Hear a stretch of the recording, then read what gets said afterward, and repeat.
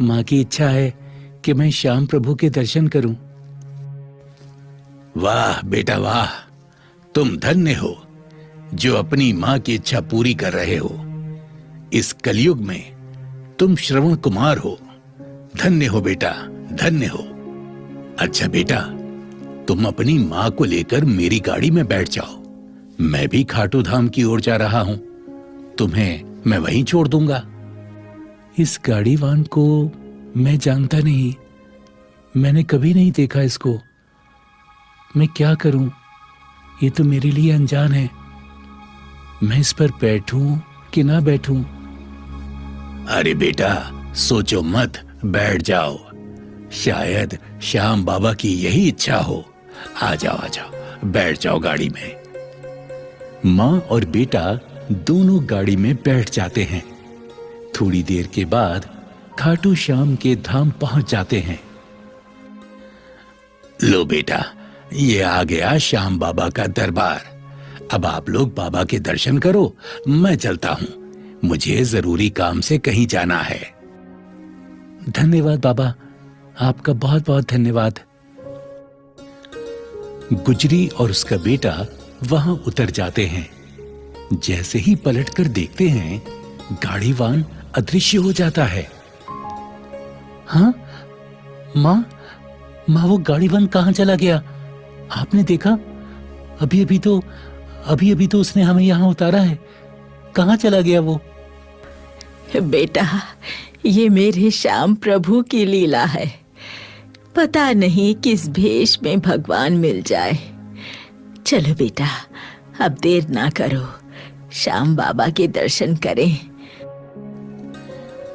धीरे धीरे रात होने लगी।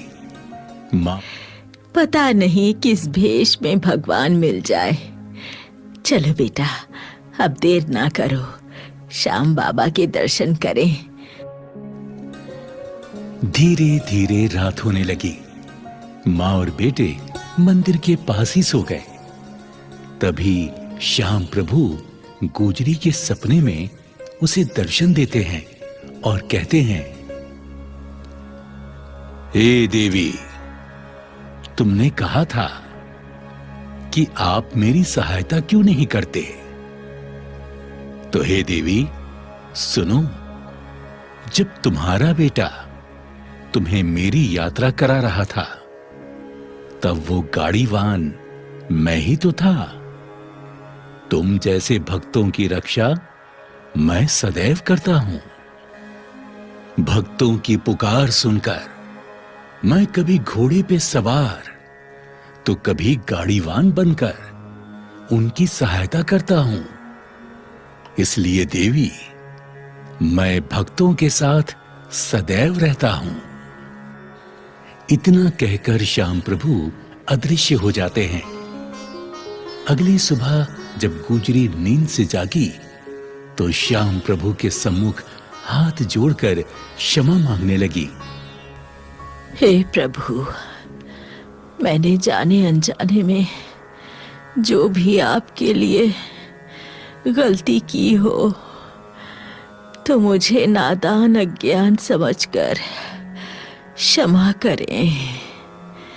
हे श्याम प्रभु, यदि मुझसे प्रसन्न है तो मेरी ये विनती भी स्वीकार करें।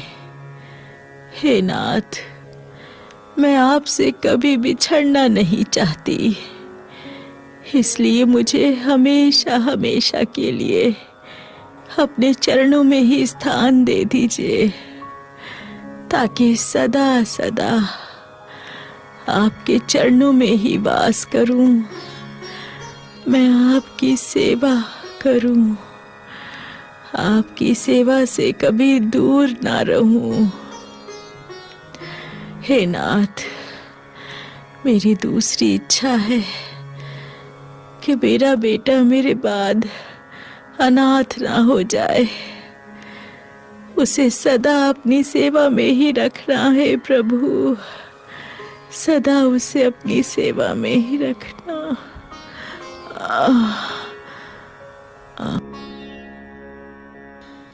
इस प्रकार गुजरी ने श्याम बाबा से अरदास की। गुजरी जैसे ही विनती करके मंदिर के आंगन में आई, उसे बड़ी जोर का चक्कर आया और वो वहीं गिर गई। मां को देखकर बेटा घबरा गया। अरे मां, मां, मां, मां, तुम्हें क्या हो गया?